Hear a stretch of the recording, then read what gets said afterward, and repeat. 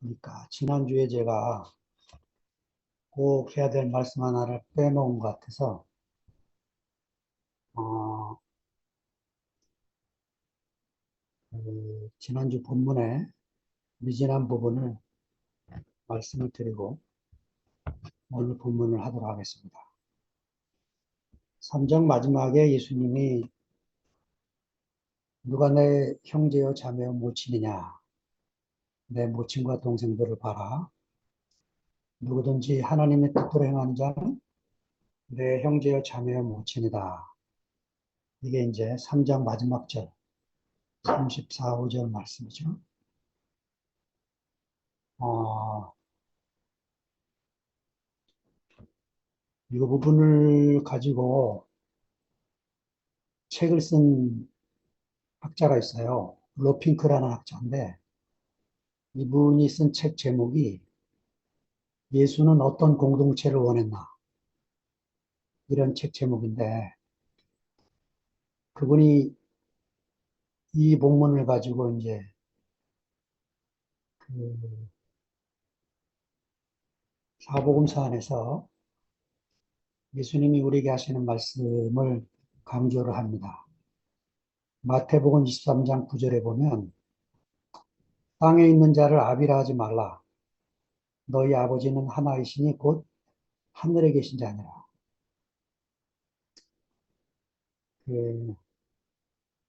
이 말씀이 육신의 아버지를 아버지라고 부르지 말아라, 이 소리가 아니고 예수님이 세우시는 새 공동체 안에서 성령으로 시작된 하나님의 나라 안에는 아버지가 없다는 거예요. 형제와 자매와 모친은 있지만 아버지는 필요 없다. 이게 예수가 세우시는 새 나라의 공동체인 거죠. 제가 이 얘기를 꼭 해야 되겠다고 말씀을 준비하다 생각을 한 게, 그 새 나라의 공동체는 그 아버지라고 하는 지위를 이용해서 권력을 누르고 권세를 휘두르는 이런 아버지는 새 나라의 공동체 필요 없다는 거예요. 저는 그, 이 말씀을 깨닫지를 못해서 저를 아버지처럼 믿고 따르는 자매 앞에서 제가 아버지 노릇을 하다가 제가 하나님의 손에 크게 맞는 일이 벌어지게 생긴 거죠. 그러니까 어떤 형제를 보고 아버지로 따르는 그 사람한테는 아무 문제가 없어요. 문제는 뭐냐? 그 나를 보고 아버지를 따르는 그 대상자인 나, 이제 내가 문제가 되는 거예요. 내가 아버지인 줄로 착각하면 안 된다는 거예요. 왜냐? 하나님 나라의 새 공동체는 하나님 아버지 위에 누구도 아버지가 있으면 안 된다, 이 말씀을 지금 하고 계시는 거죠. 아마 이 제 문제가 제 개인의 문제가 아니고 사실은 한국 교회 안에 이런 심각한 문제를 나타내는 걸 보면서 땅에 있는 자를 아비라 하지 말아라 했던 이 마태복음 23장 9절 말씀이 무슨 말씀인지 제가 깊이 새기게 되는 그런 사건이 됐습니다. 자, 오늘 말씀은 하나님 나라 비유가 마가복음 안에 일곱 가지가 있는데 이 일곱 가지 중에 네 가지가 오늘 마가복음 4장에 나오고 12장에 악한 소작인의 비유 하나가 나오고 13장에 무화과 나무 비유와 문지기 비유 두 가지가 나와서 마가복음 안에 예수님의 비유가 7가지가 기록된 것이 나와 있습니다. 그 중에 오늘 처음 그 4가지 밭에 뿌려진 씨에 대한 비유를 같이 나누도록 하겠습니다. 1절부터 20절을 긴데 영미자매가 읽어가도록 하겠습니다. 예수께서 다시 바닷가에서 가르치시니 큰 무리가 모여들거늘 예수께서 바다에 떠 있는 배에 올라 앉으시고 온 무리는 바닷가 육지에 있더라. 이에 예수께서 여러 가지를 비유로 가르치시니 그 가르치시는 중에 그들에게 이르시되 들어라 씨를 뿌리는 자가 뿌리러 나가서 뿌릴새 더러는 길가에 떨어짐에 새들이 와서 먹어버렸고 더러는 흙이 얕은 돌밭에 떨어짐에 흙이 깊지 않으므로 곧 싹이 나오나 해가 돋은 후에 타서 뿌리가 없으므로 말랐고 더러는 가시떨기에 떨어짐에 가시가 자라 기운을 막음으로 결실하지 못하였고 더러는 좋은 땅에 떨어짐에 자라 무성하여 결실하였으니 30배나 60배나 100배가 되었느니라 하시고 또 이르시되 들을 귀 있는 자는 들어라 하시니라. 예수께서 홀로 계실 때에 함께한 사람들이 12제자와 더불어 그 비유들에 대하여 물으니 이르시되 하나님 나라의 비밀을 너희에게는 주었으나 외인에게는 모든 것을 비유로 하나니 이는 그들로 보기는 보아도 알지 못하며 듣기는 들어도 깨닫지 못하게 하여 돌이켜 죄 사함을 얻지 못하게 하려 함이라 하시고 또 이르시되 너희가 이 비유를 알지 못할진대 어떻게 모든 비유를 알겠느냐 뿌리는 자는 말씀을 뿌리는 것이라 말씀이 길가에 뿌려졌다는 것은 이들을 가리킴이니 곧 말씀을 들을 때에 사탄이 즉시 와서 그들에게 뿌려진 말씀을 빼앗는 것이요 또 이와 같이 돌밭에 뿌려졌다는 것은 이들을 가리킴이니 곧 말씀을 들을 때에 즉시 기쁨으로 받으나 그 속에 뿌리가 없어 잠깐 견디다가 말씀으로 인하여 환난이나 박해가 일어나는 때에는 곧 넘어지는 자요. 또 어떤 이는 가시떨기에 뿌려진 자니 이들은 말씀은 듣기는 하되 세상의 염려와 재물의 유혹과 기타 욕심이 들어와 말씀을 막아 결실하지 못하게 되는 자요. 좋은 땅에 뿌려졌다는 것은 곧 말씀을 듣고 받아 30배나 60배나 100배의 결실을 하는 자니라. 아멘. 아멘. 자, 1절에 보면 이 다시라는 말이 나오는데 원문에는요 원래 이 예수께서라는 이 단어가 없어요. 두 번째 줄에 제가 원고에 기록한 예수께서 이 예수께서라는 말 자체가 없습니다. 1절 안에 번역을 하기 위해서 문맥을 매끄럽게 하기 위해서 예수께서라는 말을 집어넣은 거예요. 이 문장에 제일 먼저 나오는 단어가 다시입니다. 다시. 예, 파리인이라고 하는 히라보가 제일 먼저 나오는데 이 다시라는 말을 바닷가에서라는 것을 꾸미는 거로도 볼 수 있고 오늘은 제가 다시라는 말을 동사 가르치시니로 꾸미는 것으로 보니 다시 읽어보면 바닷가에서 다시 가르치셨다. 예, 이렇게 그 본문을 읽어보면 1장에서 가르치셨고 2장에서 가르치셨고 3장에서 가르친 사건이 나옵니다. 1장에서는 회당에 들어가셔서 예수님이 그 말씀을 가르치시니까 엑세프레소 듣는 청중이 깜짝 놀랐다. 이 표현을 한 다음에 귀신이 쫓겨나가는 걸 보면서 이는 권세 있는 세교원이다. 카인의 디다케다. 이렇게 그 예수님의 가르치심과 그의 말씀에 의해서 귀신이 쫓겨나는 장면 때문에 회중이 놀라는 사건을 1장에 기록을 합니다. 2장으로 넘어가니까 2장에는 그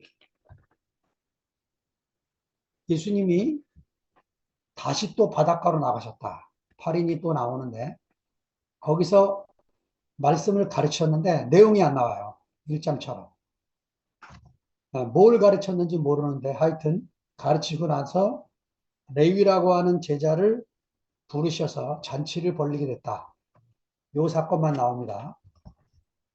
3장으로 넘어가면 예수님이 그 예수님의 사역을 귀신이 들려서 하는 것으로 비난하는 예루살렘에서 내려온 서기관들에게 예수님이 비유를 베풀어서 나라가 스스로 싸우면 자멸하지 않겠냐.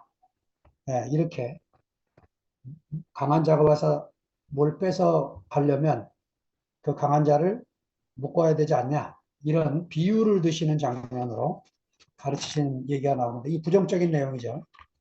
오늘 4장에 다시 가르치셨다. 이거는 이제 그런 분위기가 아닌 그런 상황에서 지금 예수님이 말씀을 시작하시는 모습을 마가 그리고 있습니다. 자, 큰 무리가 모여들거늘 예수께서 배에 올라셨다. 이 배라고 하는 이 배가 어떤 배일까? 3장 9절에 보면 예수님이 사람들이 너무 많이 몰려드니까 다칠까봐 자기 때문에 자기를 만지려고 병이 낫기 위해서 어떻게든 예수님 옷자락이라 하나도 만지고 싶어하는 이 사람들로 인해서 문제가 생길 것 같아서 제자들에게 작은 배를 명령하셨던 그 배, 그 작은 배, 아마 그 배에 예수님이 승선하신 것으로 그렇게 생각이 됩니다. 근데 이 개혁 성경이 귀한 게 뭐냐면요. 이 한글 오래된 말이기 때문에 가라사대라 이런 표현이 듣기가 좀 안 좋지만 여러 번역을 읽는 게 좋은 게 이런 표현 때문에 그렇습니다. 예수께서 올라 바다에 떠 앉으시고 이 카테스타이라고 하는 히라브를 이렇게 표현해 줬어요. 예수께서 배에 올라 바다에 떠 앉으시고 이야 저는 이 말씀이 눈에 들어오게 된 게 승기철 형제의 도움 때문입니다. 전에는요 이런 그 문장을 그냥 아무 생각 없이 읽어갔어요. 그런데 이제 그 차별과 구별을 없애고 경계와 벽을 허물기 위해서 오신 예수님. 이 주님이 제게 개념이 잡힌 뒤에 이런 부분을 보면 예수님이 지금 육지와 바다의 경계가 없으신 분이기 때문에 이렇게 바다에 떠 앉으셨다. 이렇게 표현을 해도 아무 무리가 없거나 마가가 지금 이 맛을 살리려고 이렇게 표현하고 있구나 하는 것을 이제 보게 됩니다.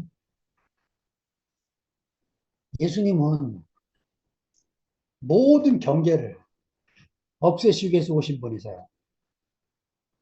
성과 속을 구분하는 거룩함과 거룩하지 않은 것을 구별하는 이것도 없애시기 위해서 안식일 날 일부러 환자를 고치시는 그런 일을 행하고 계시는 거죠. 안식일을 거룩하게 지키기 위해서 노동하지 않으려고 하는 그 사람들에게 모든 날이 거룩하고 안식일에조차도 안식일까지도 거룩한 날이라는 거예요. 그러니까 사람 자신이 그 하나님의 사람이 돼야 하나님의 일이 되는 거지. 사람 자신이 그런 사람이 아니라면 무엇을 해도 거룩한 일이 될 수가 없게 되는 거죠. 자, 2절로 넘어갑니다. 이 예수께서 여러 가지를 비유로 가르치시니, 이 비유는 지난주에도 보셨지만 파라볼레라고 하는 이 단어인데, 이거는 신약 성서 안에서 네 가지 개념으로 비유를 단어를 씁니다. 속담을 말할 때 성경 구절이 기록되어 있으니까 나중에 한번 찾아서 읽어보세요. 어떤 개념인지. 두 번째, 수수께끼로 말할 때 다 이 비유라는 단어 파라볼레로 씁니다. 세 번째, 비교를 할 때, 네 번째, 대조를 할 때 이런 개념의 비유가 쓰여 있는데, 쉽게 표현하면 이 학자들이 재밌는 표현을 씁니다. 가상적 정원에 진짜 두꺼비가 산다. 이게 비유의 개념이라는 겁니다. 자, 요새 이제 메타버스 이야기가 나오는데, 메타버스 안에 정원도 꾸미고, 나무도 심고, 연못도 만들었습니다. 그런데 갑자기 컴퓨터 스크린 밖으로 두꺼비 한 마리가 튀어나오는 거예요. 그게 비유라는 거예요, 그게. 실제 두꺼비가 튀어나온다. 그냥 비유는 그 예수님이 하시는 그 비유 안에 천국의 삶, 그 천국의 삶을 일으키는 그 존재, 그 동인, 원인자가 담겨 있으니까 요거를 잘 살펴서 읽을 필요가 있다는 거죠. 이 파라볼레라는 단어는 구약 히브리 성경, 거기에 마샬이라는 히브리어를 번역을 할 때 이 파라볼레로 다 바꿔서 70인역 성경에 번역이 되어 있습니다. 자, 3절에 들으라. 이야, 마가만 이렇게 표현되어 있어요. 예수님 말씀이. 비유를 말씀을 하시는데 권위 있게 청중을 향한 권위 있는 말씀으로 마가는 이렇게 표현합니다. 마태와 누가는 비유를 설명하는 스타일로 이야기를 하는 분위기로 기록을 하는데 마가만 들으라 이렇게 아쿠에테 이렇게 있습니다. 마가는 그 토라에 있는 모세가 이스라엘에게 말씀을 할 때 신명기에 보면 6장 4절에 들으라 이스라엘 이렇게 말씀을 할 때 그 쉐마 이스라엘 이렇게 하거든요. 그 요 들으라는 명령어의 분위기를 살려내기 위해서 이 마가복음 안에서 아쿠이테라는 단어를 쓰고 있는 거죠. 들으라 이게 구약성서 안에 대단히 중요한 말입니다. 예수님 말씀에서 들으라 굉장히 중요한 말씀이에요. 자, 제가 히람 문명과 히브리 문명을 이렇게 비교해 놨는데 이 책 덕분에 제가 이 비교를 했습니다. 한국인이 켜낸 그리스 문명이라는 책이 있는데 이 책은 도올 김영옥 선생의 첫째 딸, 둘째 딸은 화가고 첫째 딸은 서울대에서 천문학을 전공하고 미국 가서 천문학 박사학위를 받은 다음에 갑자기 그리스 문명이 궁금해서 공부를 다시 시작했어요. 대단한 사람이죠. 그래가지고 대한민국에서 이 헬라 문명의 권위자가 됐어요. 학자가 됐습니다.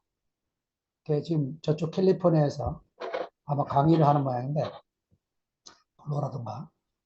이 양반이 파르테논 신전을 전문적으로 연구해서 이 책 한 권을 냈어요. 거기에 이제 제가 비교를 해보면 그 히람 문명의 결정판이 파르테논 신전이고 히브리 문명의 결정판이 예루살렘 성전입니다. 그런데 파르테논 신전의 신은 여신이에요. 아테나라는 여신입니다. 예루살렘 성전의 신은 야훼 남신입니다. 남신. 그런데 이 저자가 하는 말이 파르테논 신전은 입구가 서쪽으로 나 있고 이 아테나 신은 동쪽에 서 있대요. 저기 우리 무석 형제가 자료 사진 하나 올려드렸죠? 네. 거기 아테나 신이 그게 모형이랍니다. 10분의 1 모형이고 아직 파르테논 신전이 복구가 완성이 안 됐기 때문에 그 10분의 1 모형만 작업해 놨고 파르테논 신전이 완성이 되면 이 아테나 신상이 그 동쪽 자리에 딱 앉히려고 준비해 놓은 그런 그림이 여러분 사진에 있는 겁니다. 자, 성막은 사실은요, 성전은 하나님의 계획 안에 있는 게 아니에요. 우리가 나중에 혹시 성전을 공부할 기회가 있을지 모르겠지만 성막 하나님의 계시로 모세가 받아서 만든 성막은 거기 하나님의 뜻이 듬뿍 담겨 있는데 성전은 불필요한 게 너무 많아요. 그래서 하나님이 허물었는지도 모릅니다. 그래서 그 히람 문명의 제일 중요한 핵심적인 단어가 뭐냐? 보라입니다. 보라. 이두. 히브리 문명의 제일 핵심 단어가 뭐냐? 들으라. 예. 이게 그런데 히라보로는 들으라는 말이 아쿠오라는 단어 하나래요. 히브리어에는 들으라는 말이 굉장히 많습니다. 쉐마뿐만 아니고 많은 단어들이 있는데 대부분 이제 쉐마로 성서에 기록되어 있습니다. 자, 그리스는 제가 안 가봤는데 풍광이 너무 좋대요. 예, 그 에게에 펼쳐져 있는 그 아름다운 풍광에 볼거리가 지금도 많은 나라지만 이 히브리 문명은 사막에서 불어오는 그 바람 소리에서 예, 하나님의 음성을 들어야 되는 그런 땅이라는 거죠. 이 마가가 지금 들으라 권위 있게 이렇게 예수님 말씀을 기록을 하는 것은 우리가 교회 생활 안에서도 듣는 것이 너무 중요하다는 것입니다. 네. 우리가 잘 들으면 눈이 열려서 육신 안에서 보지 못했던 것을 영 안에서 새로운 세계를 우리가 보게 되어진다는 거죠. 자, 씨를 뿌려 나갈 때 이 뿌리다, 씨라는 이 단어, 이 씨라는 단어가, 저도 이번에 준비하면서 처음 알았는데, 그 씨라는 단어가 스포로스라는 남성만 있는 줄 알았더니, 여성 명사도 있어요. 스포, 스포라. 이게 여성 명사고, 스포로스. 이게 남성 명사입니다. 아하, 그렇구나. 하나님의 씨가, 예, 남성으로 올 때 의미와 여성으로 올 때 의미가 다르겠죠. 예. 여성으로 올 때는 스며들듯이 내가 뭘 받았는지 안 받았는지도 모르게 오시겠죠. 그러나 씨가 남성으로 올 때는 그게 아니죠. 내 안에 내분이 일어나고 갈등이 일어나고 원수가 집안 식구가 되리라 하고 하신 예수님 말씀처럼 내 안에 전쟁과 분열이 일어나는 그런 것을 또 경험하게 되는 괴로운 시간이 되겠죠. 자, 예수님이 이 씨를 뿌리는 자가 뿌려 나갔는데 그 밭이 네 가지 상태를 지금 예수님이 비유를 들고 계시죠? 길가와 돌밭과 가시떨기밭과 좋은 땅. 네 밭이 나옵니다. 길가의 문제는 예, 씨가 들어갈 수 없는 정도로 딱딱하다는 게 문제입니다. 예, 고정관념에 굳어 있으면 진리를 만나기가 어렵게 되는 거죠. 돌밭은 또 뭐가 문제일까요? 네, 흙이 얇아서. 네, 이 얇은 흙 때문에 뿌리가 내리지를 못하고 뿌리가 없어 네, 결실하지 못하는 문제죠. 세 번째, 가시떨기 밭은 또한 뭐가 문제일까요? 여기 밑에가 문제가 아니라 위가 문제입니다. 위가. 네, 가시떨기 때문에 위로 자라지를 못하고 열매를 맺지 못한다는 거죠. 좋은 밭을 만나야 결실을 맺어서 30배, 60배, 100배로 결실을 한다는 것입니다. 자, 예수님이 이 비유를 네 가지 밭을 비유하신 다음에 9절에 귀 있는 자는 들을 귀 있는 자는 들으라. 아니 뭐 귀가 들을 귀가 있고 못 들을 귀가 있는 겁니까 이게? 무슨 표현이죠? 시편 40편 6절에 가보니까 주께서 나의 귀를 통하여 들리시기를 이렇게 표현되어 있는데 이게 영어 표현에 보면 이 내 귀라는 이 말이 오픈 이어로 되어 있어요. 이게 그 아래 영어 성경도 한글 성경처럼 번역본이 많죠. 킹 제임스 버전도 있고 리바이스 스탠다드 버전이라고 RSV 버전이 있습니다.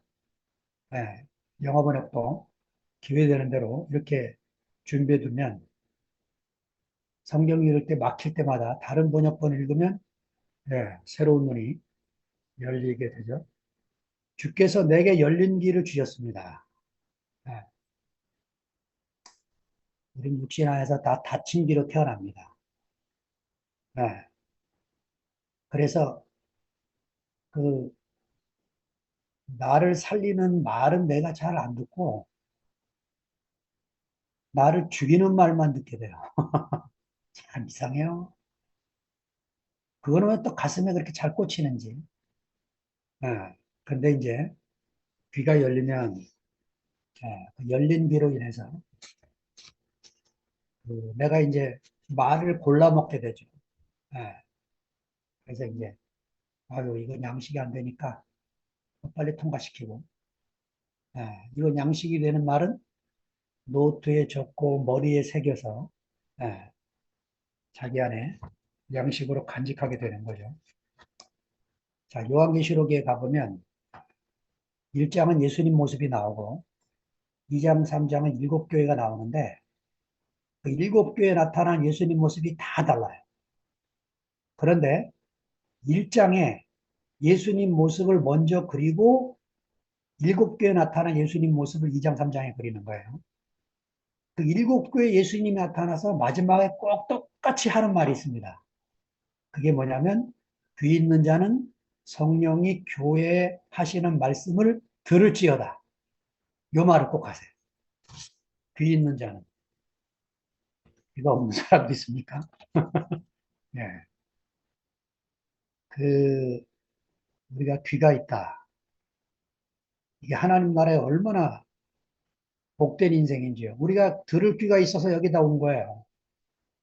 들을 귀가 없었으면 이렇게 이 밤에 이 시간에 이 재미없는 얘기를 앉아있을 턱이 없죠. 오늘은 제가 매번 20명 이상이 모이셔가지고 정말 죄송한 마음으로 말씀을 드리는데 가끔씩 빠지셔도 돼요.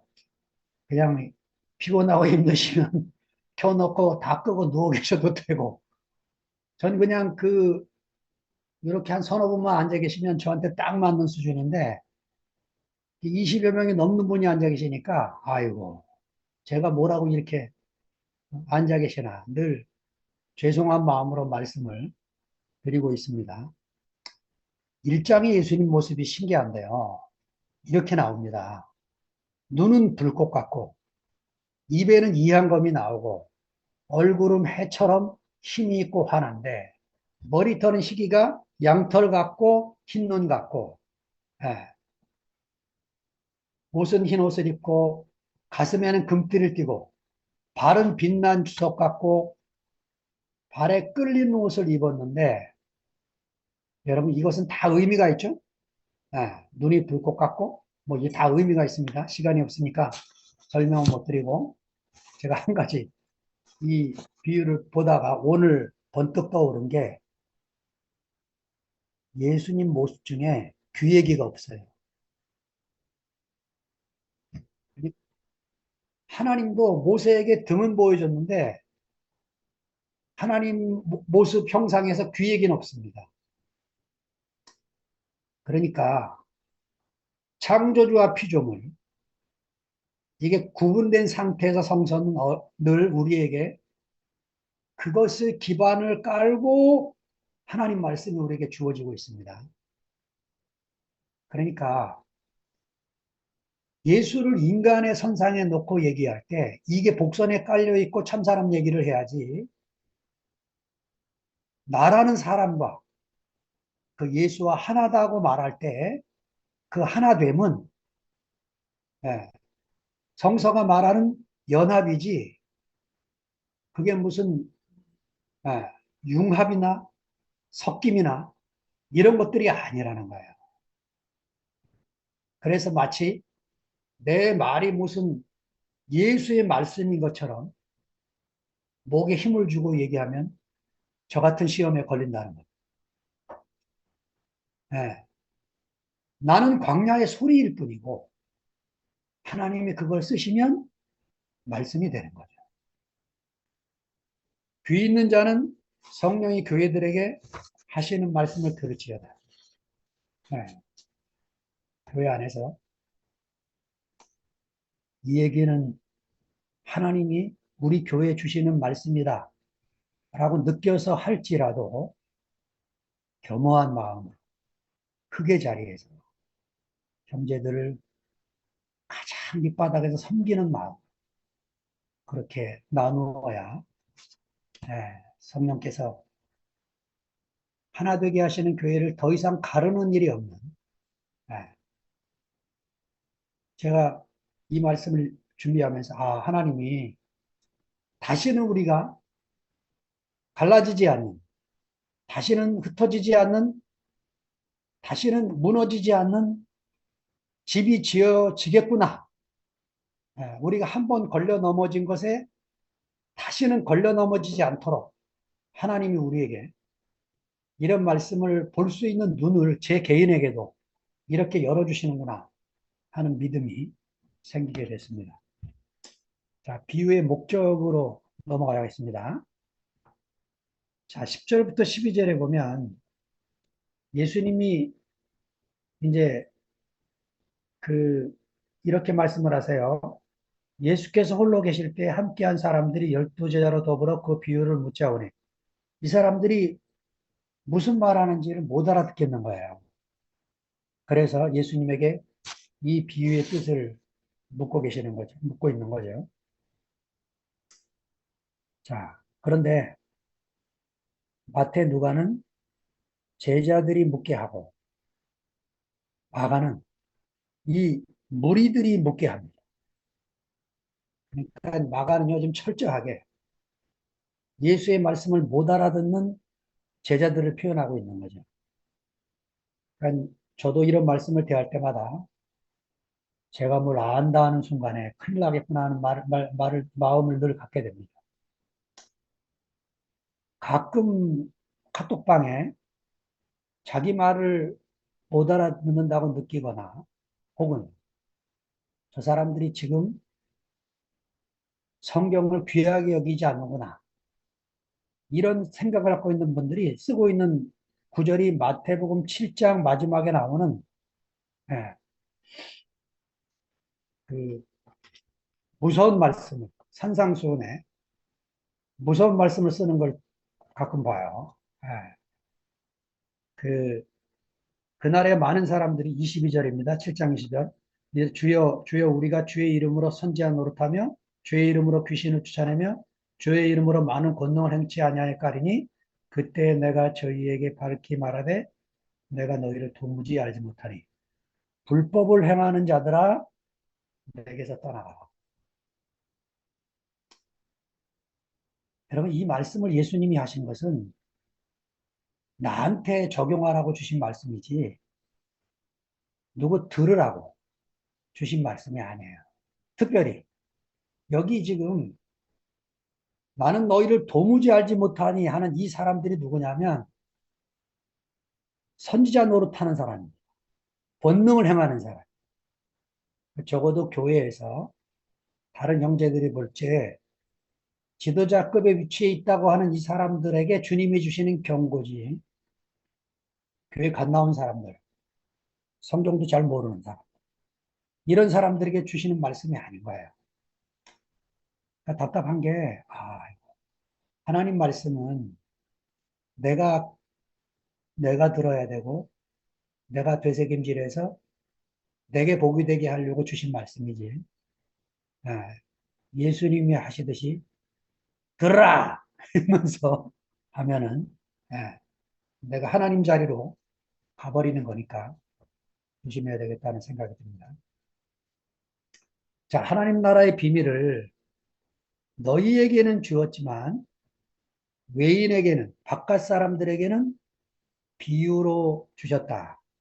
이렇게 예수님이 말씀을 하고 계세요. 이게 무슨 말일까요? 네, 이건 예수님 말씀이 아니라고 그래, 학자들이다. 특별히 우리 도올 김용욱 선생도 예, 예수님이 이렇게 말할 리가 없다는 거죠. 저도 그런 생각이 들어요. 아니, 하나님 말씀을 하는데 저 사람은 들으면 안 돼. 이 사람은 꼭 들어야 돼. 이런 말씀이 어디 있겠어요? 예, 이거는 틀림없이 당시 마가 공동체의 CGM 레벨, 그 삶의 자리, 이것 때문에 마가가 이렇게 예수님 말씀을 기록하는 것이다. 이렇게 이제 생각을 하게 되는 거죠. 그러니까, 그, 학자들이 모여서 연구하는 게 맨날 이런 거 연구합니다. 그래서 지금 4장 1절부터 9절까지는 예수님 시대에 그 농경사회에서 회자되는 이야기였다는 거죠. 그건 예수님 말씀이라고 여겨지는데 10절 이하부터 20절까지는 이거는 마가 공동체가 자기 교회 안에서 어떤 문제로 인해서 예수님 말씀을 이렇게 기록했을 것이다. 이렇게 이제 말을 하고 있습니다. 그 도올 김용옥 선생이 쓴 그 마가복음에 보면 예수 세미나라고 아마 1980년대 미국에서 신학자 50명, 일반학자 100명, 150명이 모여서 신약 성경에 나오는 예수님의 비유 27개 중에 뭐가 진짜 예수님 말씀이고 나머지 예수님 말씀을 교회에 적용한 당시 교회의 말씀인지를 이거를 구분해내는 작업을 했대요. 그래가지고 진짜 예수님 말씀은 레드, 빨간색으로 쓰고 그 다음에 예수님이 했을지도 모르겠다는 건 분홍색으로 하고 예수님이 이런 식으로 말씀하셨을까? 의문이 되는 거는 회색으로 하고 마지막으로 이건 예수님이 한 말이 아니다 하는 검은색으로 칠을 했대요.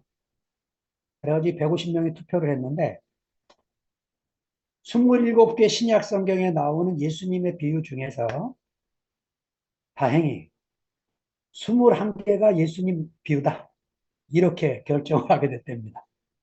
그래도 일반 학자가 100명이나 모이니까 이런 후한 점수가 나온 것 같아요. 아마 신학자들끼리 모여서 했으면 반토막지 알려서 아마 반도 안 나왔을 거라는 생각이 듭니다. 자, 이제 이 사람들이 물으니까 이 하나님 나라의 비밀에 대해서 이렇게 이제 말씀을 하는 거죠. 12절에 봅니다. 네. 자, 이 12절은 이사야 6장 9절부터 10절을 인용하고 있는데, 네, 우리 영미자매가 이사야 6장 9절 10절을 읽어보겠습니다. 여호와께서 이르시되 가서 이 백성에게 안 이르기를 들리네. 안 들려요? 들려요? 좀, 여호와께서 이르시되 가서 이 백성에게 이르기를 너희가 듣기는 들어도 깨닫지 못할 것이요 보기는 보아도 알지 못하리라 하여 이 백성의 마음을 둔하게 하며 그들의 귀가 막히고 그들의 눈이 감기게 하라 염려하건대 그들이 눈으로 보고 귀로 듣고 마음으로 깨닫고 다시 돌아와 고침을 받을까 하노라 하시기를.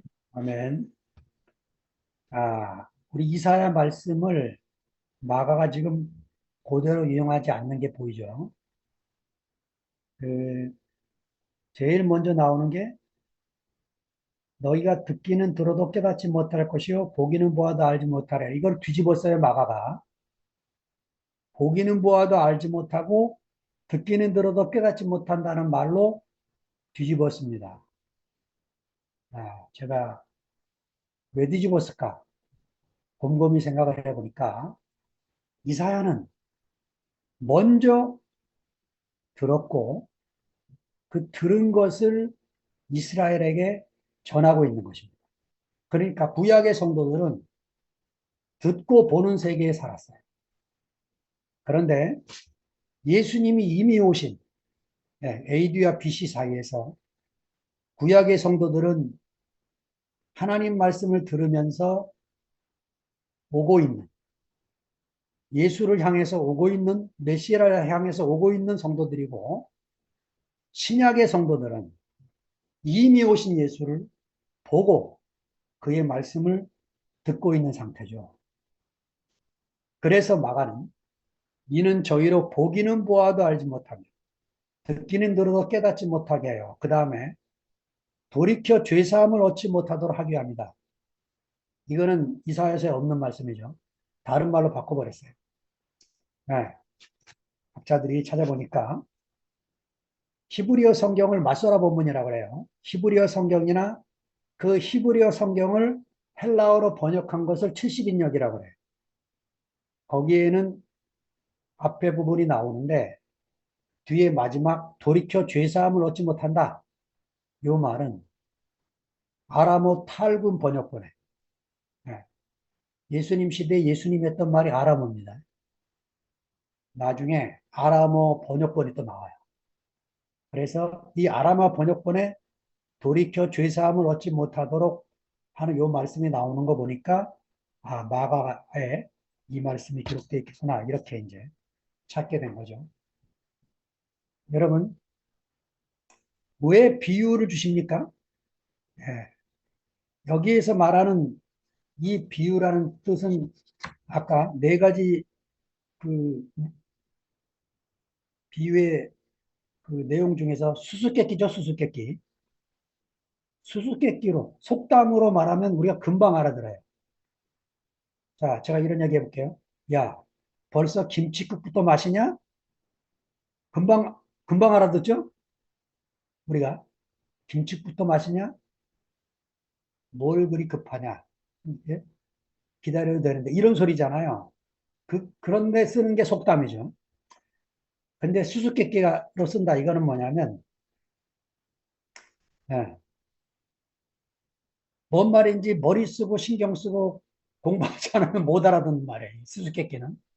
예, 그렇게 쓴 건데, 돌이켜 죄사함을 얻지 못하도록 하기 위함이다. 이 죄가 무슨 죄일까요? 하나님의 선물인 예수를 거절한 죄. 예. 그러니까 구약의 에덴 동산에서는 아담의 죄가 뭡니까? 선악과 먹은 죄잖아요. 신약의 성도들이 짓는 죄는 뭡니까? 하나님의 선물인 예수를 거절하는 죄입니다. 왜 거절할까요? 내 인생에 아무 도움이 안 되니까. 예. 그래 거절하는 거죠. 야, 저는 그 2년 동안 캠퍼스에 가서 한 자매를 놓고 말씀을 하다가 아이가 못 알아듣는 것 같아서 2년째 제 끝나면서 너 삼촌이 하는 말 무슨 말인지 알아듣냐? 못 알아듣겠대요. 2년 만에 끝냈어요. 그리고는 제가, 내가 지금 비유로 말하고 있구나. 얘네들이 쓰는 언어를 내가 모르고 있구나. 여러분, MZ 세대는 완전히 신인류 같아요. 신인종. 전혀 사고 자체가 완전히 다른. 그래서 나 같은 꼰대는 이제 더 이상 이 아이들에게 이런 식으로 말해서는 안 되겠구나. 내가 처음부터 다시 공부를 처음부터 내가 내 자신을 바꾸지 않으면 얘네들과 천국을 같이 못 누리겠구나. 라고 그만뒀어요. 젊은 형제들 몇몇 만나는 사람들을 다 홍성에 있는 30대 젊은 형제도 제가 공화 만나고 있습니다. 아무리 해야 소용이 없더라고. 아, 이게 비유로 말씀하셨다는 말의 의미인 것입니다. 자, 비유 해석으로 넘어가 봅니다. 너희가 이 비유를 알지 못하니 13절에 어떻게 모든 비유를 알겠느냐? 무슨 말씀이겠어요? 하나를 알면 모든 것을 알 텐데 너희가 하나를 모르니 그 다음 비유는 어떻게 알겠느냐? 이 소리잖아요. 성철 스님이 나를 만나러 거든 3,000배 해라. 이 말은 3,000배를 해야 그 다음에 나를 만난다 이 소리가 아니잖아요. 그죠? 3,000배 하는 동안 3,000배 하다가 나한테 찾아오지 않아도 될 정도로 깨닫게 된다 이거예요. 이게 그 소리고 3,000배를 해도 나를 만나러 왔다? 집으로 돌려보내도 되는 사람이다 이 소리잖아요. 그러니까 하나님 나라는 말에 있는 게 아니고 그 성령께서 우리의 귀를 열어주는 순간 그냥 알게 되는 거죠. 그냥. 예. 그냥 하나를 알았는데 다 알게 되는 거예요. 그냥. 이게 하나님 나라입니다. 아, 그, 여기 기철형제가 들어왔는데, 제가 기철형제를 우리 이 줌 모임에 초대하게 된 게, 제가 모르는 세계에 기철형제가 살고 있다는 걸 느끼게 됐어요. 제가 신모띠 말씀을 듣는데 무슨 말인지 모르겠더라고요. 근데 기철형제가 신모띠 얘기하는데, 다른 얘기네 이게 들렸어요. 그래서 그 뒤부터 교제가 시작이 됐고, 기철형제가 말하는 신모띠는 신모띠의 양생애들이 하는 말과 다른 걸 알게 됐어요. 뭐가 다르냐? 마음이 다르요. 한쪽은 가르는 말이고, 한쪽은 연합시키는 말이었어요. 그래서 제가 기철형제와 이렇게 교제하게 됐고, 화요 모임에도 제가 초대를 해서 여러분과 함께 교제하게 되는 그런 축복을 누리게 됐습니다. 자, 뭐를 안다, 뭐가 들린다, 뭐가 보인다. 본인한테는 굉장히 좋은 시간인데, 예, 이때 생겨나게 될 시은 아주 위험한 것, 경계가 생기고, 내 안에서 가르는 일이 생기면 나는 또 지식에 빠지는 것. 그게 내가 축복이고, 내게 너무 복된 새로운 세계로 열리게 돼서 같이 누리게 되려면 내가 여전히 본 것이 없고, 아는 것이 없고, 아무것도 아닌 흙의 자리에서 그대로 있어야 내게 들리고 본 게 모두에게 보게 되는 그런 세계로 인도되게 되어지는 거겠죠. 에베소 4장 13절에 이렇게 말씀 기록되어 있습니다. 바울이 말합니다. 우리가 다 하나님의 아들을 믿는 것과 아는 일에 하나가 되어 온전한 사람으로 이루어 그리스도의 장성한 분량이 충만한 데까지 이르리니. 하나님을 믿어야 되고 하나님을 알아야 됩니다. 하나님의 아들을 믿고 하나님의 아들을 알아야 온전한 사람이 돼서 예, 그리스도의 분량까지 가는데 이 목표가 뭡니까? 내가 성장에 대한 목표가 뭐죠? 바로 앞절에 나와 있어요. 예, 그리스도의 몸을 이루기 위함이라. 그리스도의 몸을 이룬다. 이 이룬다는 말이 뭐냐면 건축 용어입니다. 건축 용어. 창세기 2장에 나오는 여호와 하나님이 아담의 갈빗대를 취해서 여자를 만드시고 할 때 이 만드시고라는 이 바나라고 하는 히브리어가 건축 용어입니다. 세우시고예요. 세우시고. 네. 여자를 만들었다. 교회를 만들었다. 이게 다 건축 용어입니다. 건축. 그러니까 우리가 하나님의 말씀을 듣고 예수님의 비유를 이렇게 해석해서 같이 나누는 사이에 우리가 눈이 열려서 이 줌 스크린 안에서 살아있는 두꺼비가 튀어나오면 되는 거죠. 그러면 우리가 이 2시간 보내고 3시간 보내는 게 아까운 시간이 아니 되는 거죠. 근데 그냥 문자로 기록된 거고 귀로 듣는 얘기면 피곤한 시간에 아까운 시간을 보내고 있는 거죠.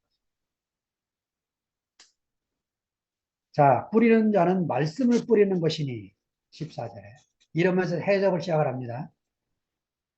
그런데 아무리 봐도 성철 스님도 해석을 안 해주는데 예수님이 해석해 줬다는 생각이 들질 않아요. 네. 못 알아듣는 사람 맨날 끌어안고 있어야 안 되는 거죠. 그죠? 네. 알아듣는 사람. 네. 알아듣는 사람에게 더 알아듣게 하는 거죠. 있는 자는 더 있게 해주고 없는 자는 있는 것도 뺏는 거죠. 그게 하나님 나라예요. 못 알아듣는다고 안타까운 건 본인 사정이고 천국은 계속적으로 누리고 이루고 우리가 더 확장돼 나가고 이래야 되는 거니까 예, 아마 이 14절 이하부터 하는 이 말씀은 마가 공동체에서 여러 사정이 있었을 것 같아요. 왜 그 형제 교회 안 나오지? 아니 왜 그 형제 갑자기 문 열고 나갔어? 하여튼 여러 사정이 있었을 거예요. 왜 두 형제 싸움하다가 어? 왜 싸웠어? 지난주에? 이런 여러 문제들이 마가 공동체 안에 있고 이 사건들에 대한 설명을 하기 위해서 예, 이런 말씀들을 다시 마가가 4장 안에 기록하고 있다는 생각이 듭니다. 자, 마지막 구절. 시편 126편 5, 6절에 보면 이 눈물을 흘리며 씨를 뿌리는 자는 기쁨으로 거두리로다. 울며 씨를 뿌려나가는 자는 정령 기쁨으로 그날 가지고 돌아오리로다. 여러분 이 구절만 보면 씨 뿌리는 사람이 울며 씨 뿌리는 사람 없어요. 자, 이 시편 본문으로 가야 이게 무슨 말을 하고 있는지 그 정황을 알 수 있게 되는 거죠. 자, 영미자매가 시편 126편 짧은 편이니까 126편 전체를 1절부터 6절을 읽어가겠습니다. 여호와께서 지온의 포로를 돌려보내실 때에 우리는 꿈꾸는 것 같았도다. 그때에 우리 입에는 웃음이 가득하고 우리 혀에는 찬양이 찼었도다. 그때에 문나라 가운데에서 말하기를 여호와께서 그들을 위하여 큰 일을 행하셨다 하였도다. 여호와께서 우리를 위하여 큰 일을 행하셨으니 우리는 기쁘도다. 여호와여 우리의 포로를 남방 시내들 같이 돌려보내소서. 눈물을 흘리며 씨를 뿌리는 자는 기쁨으로 거두리로다. 울며 씨를 뿌리러 나가는 자는 반드시 기쁨으로 그 곡식단을 가지고 돌아오리로다. 아멘. 포로 생활을 하다가 일시의 기한이 돼서 예, 에스라와 느헤미야와 총독이 돼서 성전을 일부분이라도 회복을 하고 이 노래를 부르는 것입니다. 우리가 눈물 흘리며 씨를 뿌리러 나가자. 울며 씨를 뿌리러 나가자. 기쁨으로 단을 거둘 때까지. 정령 기쁨으로 그 단을 거두고 돌아올 때까지. 예, 나라를 위해서 지금 이런 시를 지어서 노래를 부르고 있는 거죠. 자, 우리가 찾아야 될 나라가 있습니다. 우리가 잃어버린 나라가 있어요. 그 나라가 회복될 때까지 계속해서 우리가 울며 씨를 뿌리러 나가야 되고 눈물을 흘리며 씨를 뿌리러 나가게 되면 처음에는 우리가 길가였지만 다음은 돌짝밭이 되고 다음은 가시떨기밭이 돼서 그 다음에 옥토에서 나오는 것처럼 30배, 6배 결실을 하는 그 밭을 마가가 그려주고 있고 마태는 거꾸로 그렸습니다. 100배, 60배, 30배. 왜 거꾸로 그렸을까요? 생명이 익어가면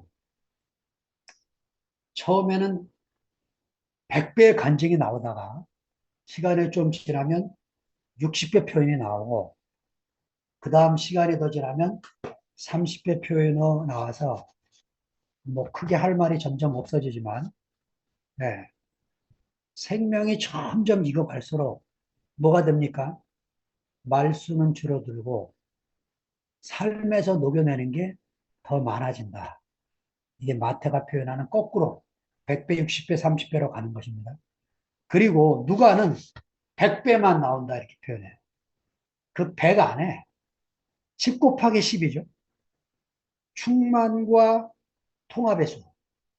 이 수처럼 누구도 포함되지 않을 수 없는, 포함되지 않을 사람이 아무도 없는 예수를 모른다고 도망간 베드로도 예수를 팔아먹은 가룟 유다도 예, 또 한 교회에서 두 노선은 있을 수가 없다고 나가버리게 된 함께 가는 교회도 나가지도 못하고 있지도 못하는 우리 2PM도 그리고 못 알아듣는 말을 하고 있는 11시도 어느 누구도